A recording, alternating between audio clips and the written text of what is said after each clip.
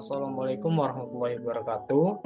Perkenalkan, saya Muhammad Yusuf Rajabia dari Program Studi Sains Data Terapan PENS NRP 3322620.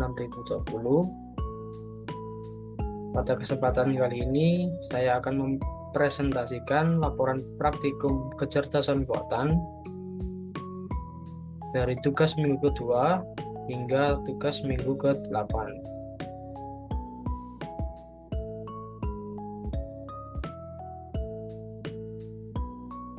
Yang pertama, tugas minggu kedua,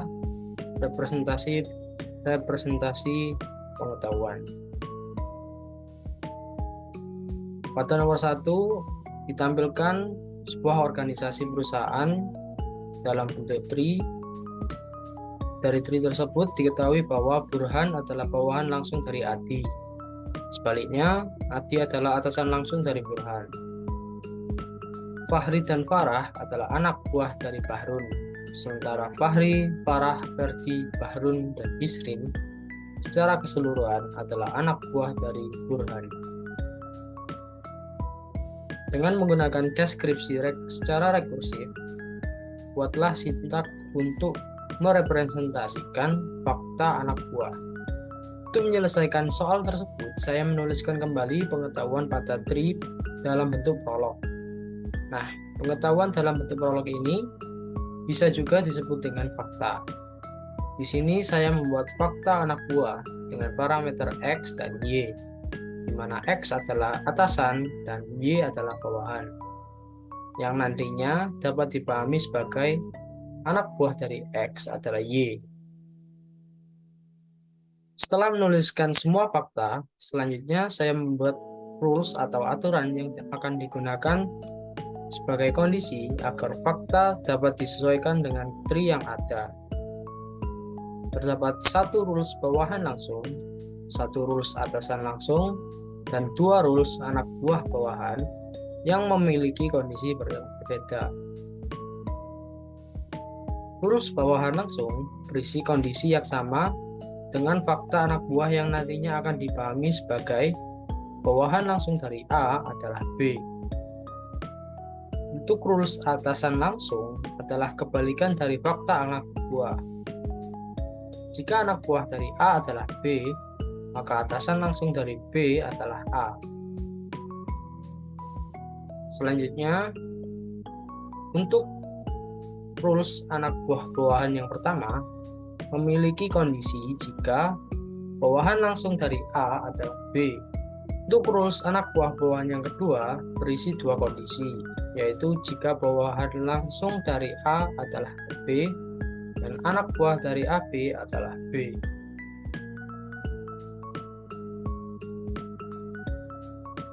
Di sini saya melakukan beberapa pengetesan. Yang pertama, pada fakta anak buah, saat saya mengganti X dengan Adi, maka Y yang ditampilkan adalah Burhan. Sementara ketika saya menggantinya dengan Fahri atau Farah, Y akan menampilkan false karena Fahri dan Farah tidak memiliki bawahan. Untuk rules bawahan langsung, ketika X saya isi dengan Adi dan Y saya isi dengan Burhan, maka akan menghasilkan true. Namun jika saya ganti Y-nya menjadi Ferdi, maka akan menghasilkan false.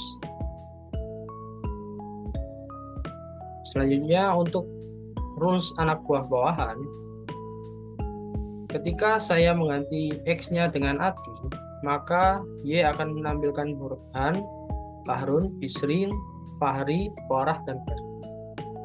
Namun jika X-nya adalah Burhan, maka Y akan menampilkan Bahrun, Isrin, Fahri, dan Farah, dan Ferdi.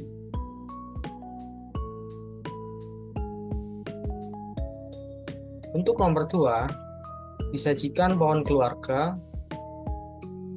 yang nantinya akan dibuat relasi orang tua, saudara laki-laki, saudara perempuan, paman, bibi, kakek, dan nenek. Nah, Penyelesaian soal ketua ini sama seperti soal nomor 1. Dibuatkan fakta untuk menuliskan kembali pengetahuan, dan fakta tersebut terdiri dari dua jenis fakta, yaitu fakta anak yang berisi X dan Y, di mana X adalah orang tua dan Y adalah anak. Kemudian fakta putri, di mana X adalah seorang perempuan. Untuk rules laki adalah kondisi negasi dari fakta putri. Jika fakta putri menampilkan false, maka rules laki akan menghasilkan true. Selanjutnya, rules orang tua berisi kondisi kebalikan dari fakta anak, di mana jika anak dari P adalah C, maka orang tua C adalah P. Kemudian rules ayah yang berisi dua kondisi, yaitu jika kondisi ayah sama dengan orang tua, di mana ayah dari A adalah B, dan rules laki adalah true. Selanjutnya, rules ibu dengan dua kondisi, yaitu jika rules ibu sama dengan orang tua, di mana ibu dari A adalah B, dan fakta putri adalah true. Untuk saudara laki dan saudara perempuan memiliki kondisi di mana jika X dan Y memiliki ayah yang sama dan X tidak sama dengan Y. Bedanya, untuk saudara perempuan harus memenuhi fakta putri sama dengan true, dan saudara laki harus memenuhi rules laki sama dengan true. Untuk rules paman dan bibi memiliki kondisi jika memiliki orang tua yang sama dan syarat saudara laki-laki atau saudara perempuan adalah true. Rules kakek berisi kondisi di mana orang tua A adalah B dan ayah dari B adalah KN, di mana B sudah pernah menjadi anak dan orang tua. Sedangkan untuk rules nenek berisi kondisi di mana orang tua A adalah B dan ibu dari B adalah KN, di mana B sudah pernah menjadi anak dan orang tua.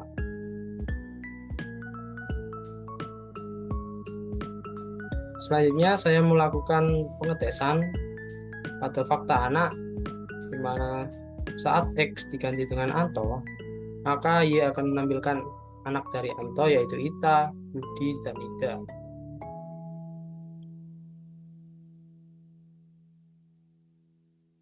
Nah, untuk rules ayah, saat X diganti dengan Rita, maka Y akan menampilkan Budi yang merupakan ayah dari Rita.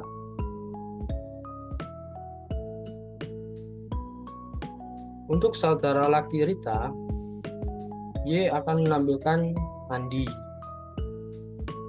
Namun saat saudara perempuan atau saudara laki, ketika X-nya adalah Hati, maka Y akan menampilkan false karena Hati tidak memiliki saudara. Untuk Bibi, ketika X diganti dengan Dina, maka Y akan menampilkan Ita dan Ida, di mana Ita dan Ida memang bibi dari Dina. Untuk kakek, ketika X adalah Hati, maka kakeknya adalah Anto. Dan ketika rules nenek, X diganti dengan Dina, Y dengan Wati, maka akan menghasilkan true. Berikutnya tugas minggu 3. Materi reasoning, semantic network, and frame. Nah, pada nomor 1 ini, kita disajikan dengan pengetahuan, yaitu Markus adalah seorang pria, Markus adalah Pompeian, Markus lahir pada tahun 40, semua pria adalah makhluk hidup, semua Pompeian meninggal ketika erupsi volcano pada tahun 79. Tidak ada makhluk hidup yang hidup lebih dari 150 tahun. Sekarang adalah tahun 2002. Tujuan dari nomor 1 ini adalah menemukan reason atau penyebab dari jawaban apakah Markus telah meninggal. Di sini juga sudah ditampilkan bahasa prolog. Kita akan mencari penyebab kenapa jawaban dari Markus sudah meninggal adalah yes. Untuk reason yang pertama, Markus adalah seorang Pompeian, di mana pada pengetahuan tadi sudah dijelaskan Pompeian adalah Markus. Semua Pompeian meninggal ketika erupsi volcano pada tahun 79. Karena sekarang sudah tahun 2002, maka Markus juga ikut meninggal karena dia seorang Pompeian. Itu untuk reason yang pertama. Selanjutnya untuk reason yang kedua, Markus adalah seorang pria. Semua pria adalah makhluk hidup. Nah, makhluk hidup tidak ada yang hidup lebih lama dari 150 tahun. Sedangkan Markus lahir pada tahun 40. Sedangkan sekarang sudah tahun 2002. Itu yang menjadi penyebab kenapa pertanyaan apakah Markus meninggal, dan jawabannya adalah iya.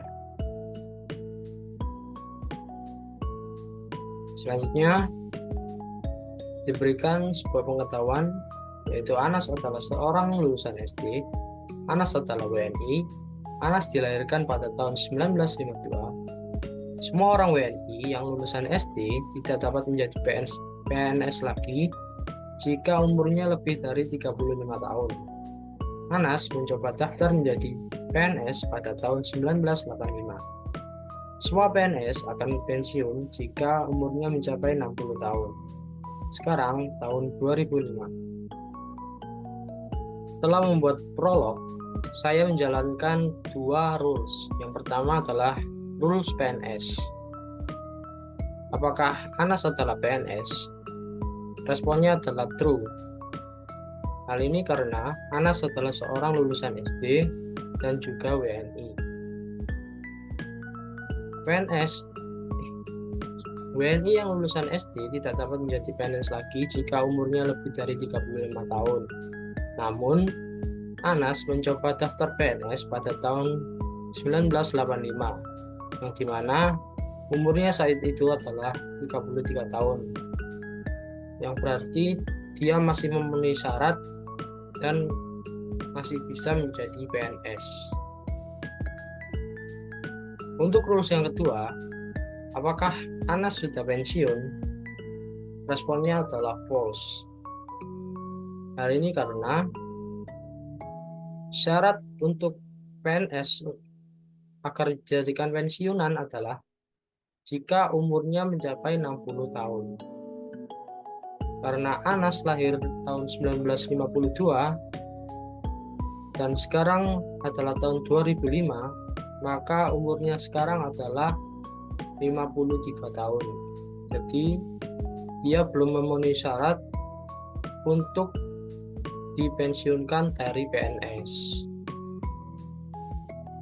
Nomor 3, ditampilkan sebuah pengetahuan dari Andi.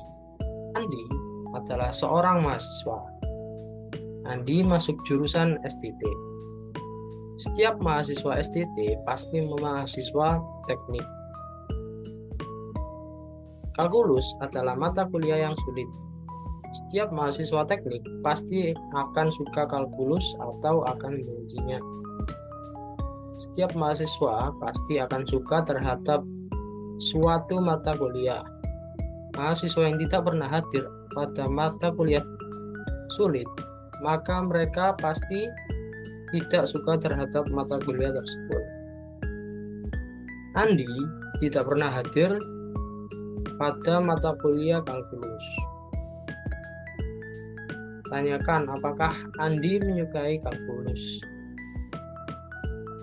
Di sini saya membuat bahasa prolog terlebih dahulu dengan rules matkul dibenci.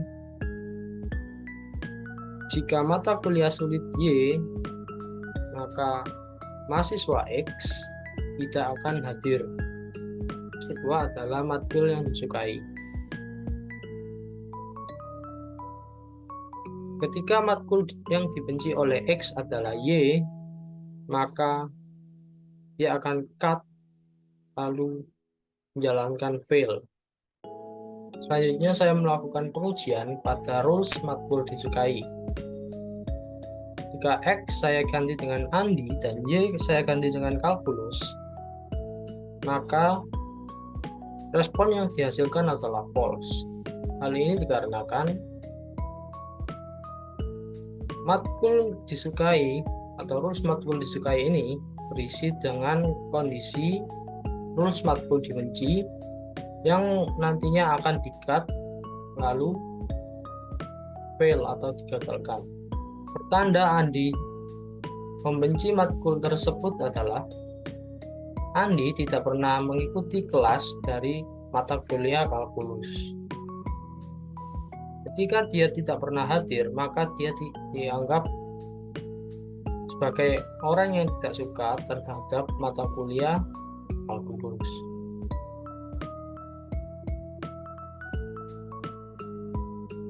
Nomor 4. Pada suatu pulau terdapat dua tipe manusia, yaitu vegetarian dan kanibal. Suatu hari, dua vegetarian dan dua kanibal berada di pinggir kiri sungai. Di sisi mereka, terdapat kapal yang dapat menampung maksimum 2 orang. Dengan teka-teki, bagaimana cara mengangkut semua vegetarian dan kanibal jika jumlah tipe orang kanibal yang berada di pinggir sungai atau di kapal tidak boleh melebihi jumlah orang dari tipe vegetarian.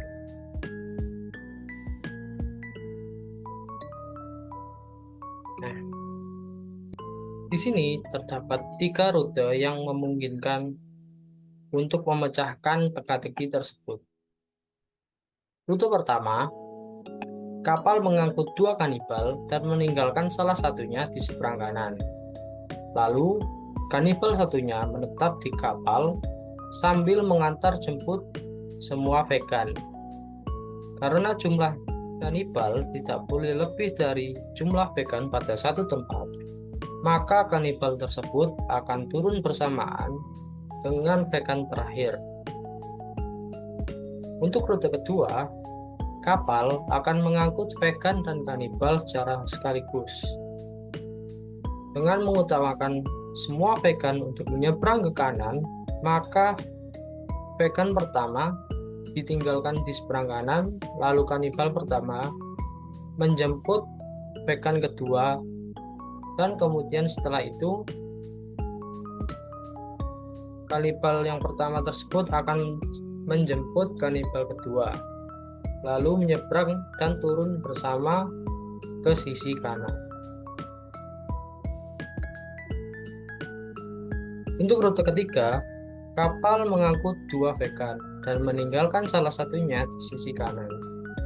Lalu vegan satunya menetap di kapal sambil mengantar jemput kanibal.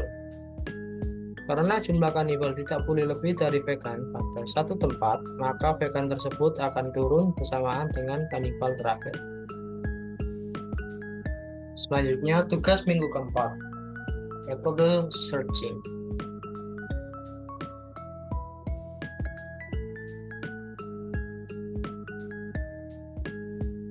Pada nomor 1 ditampilkan aturan dari permasalahan petani dan barang bawaannya yang ada pada soal. Aturan 1, angsa menyeberang. Aturan 2, pati menyeberang. Aturan 3, serigala menyeberang. Aturan 4, angsa kembali. Aturan 5, pati kembali. Aturan 6, serigala kembali. Aturan 7, petani kembali. Di sini saya sudah membuat graf keadaan petani, di mana saat node awal atau M memiliki 3 rute. Yang pertama adalah rute MN dengan aturan 3, serigala menyeberang, MA angsa menyeberang, MO pati menyeberang. Nah, yang bisa berjalan sampai tujuan atau T adalah 3MA, yaitu angsa menyeberang. Lalu A ke B, tani kembali. Pada node B ini terdapat 2 rute yang berbeda, di mana BC adalah aturan 3, yaitu serigala menyeberang, dan BE adalah aturan 2, yaitu pati menyeberang. Setelah sampai ke C, di sini juga ada 2 rute, yaitu CP tani kembali atau CT angsa kembali. Namun yang dapat menyelesaikan sampai akhir adalah aturan 4 atau angsa kembali. Kemudian DG pati menyeberang, GH petani kembali, dan HT angsa menyeberang. Untuk yang PE di sini diawali tadi dengan pati menyeberang, dan E yang dapat digunakan adalah aturan 4, yaitu angsa kembali, F ke G serigala menyeberang, G ke H petani kembali, dan H ke T angsa menyeberang. Ini adalah bentuk tree. Yang kedua adalah bentuk depth first search, di mana metode ini akan mencari rute paling kiri yang dapat menyelesaikan hingga tujuan. Di sini rutenya diawali dengan M, A, B, E, F, G, H, T. Untuk path-nya seperti ini. M membuat 3 rute, A ke B, B dari B jadi 2 rute, B ke E menjadi 2 rute, E ke F, ke G, G ke H, H ke Z.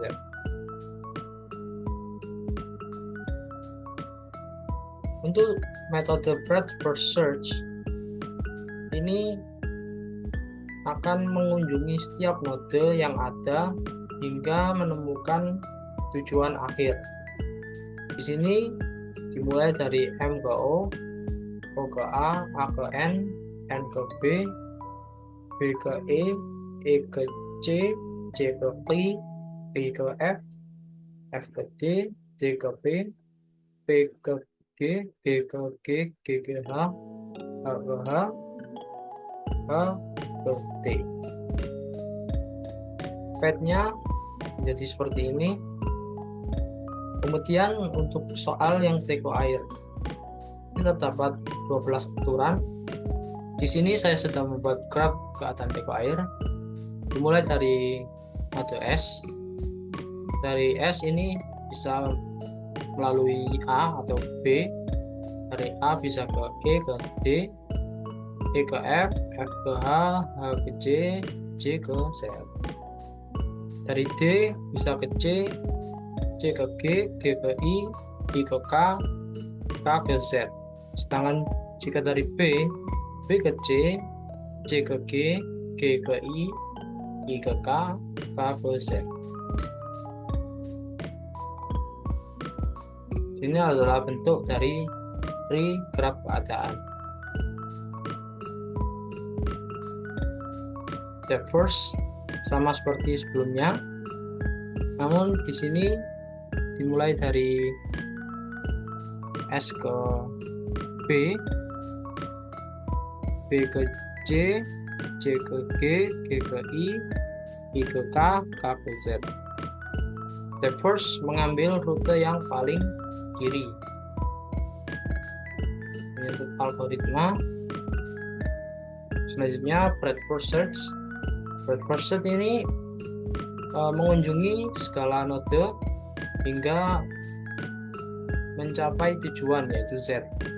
Di sini dari Z, dari S, S ke B, B ke A ke C, C ke D, D ke E ke G, G ke D, D ke C, C ke F, F ke I ke A ke G, G ke H, H ke K, K ke E ke I ke J, J ke Z. Ini adalah algoritma dari breadth first. Pada nomor 7 ini sudah disediakan graf keadaan dan kita disuruh untuk mencari best first method yang menggunakan biaya paling minimum atau minimum cost. Di sini ditemukan rute terpendek dari tree graf keadaan yang diawali dari node A ke B, B ke D, D ke F, F ke Z. Dengan total biaya adalah 12. Di mana A ke B biayanya 3, B ke D bertambah 4 menjadi 7, D ke F tambah 3 menjadi 10, F ke Z bertambah 2 menjadi 12. Untuk yang B, mencari dengan algoritma branch and bound with dynamic programming.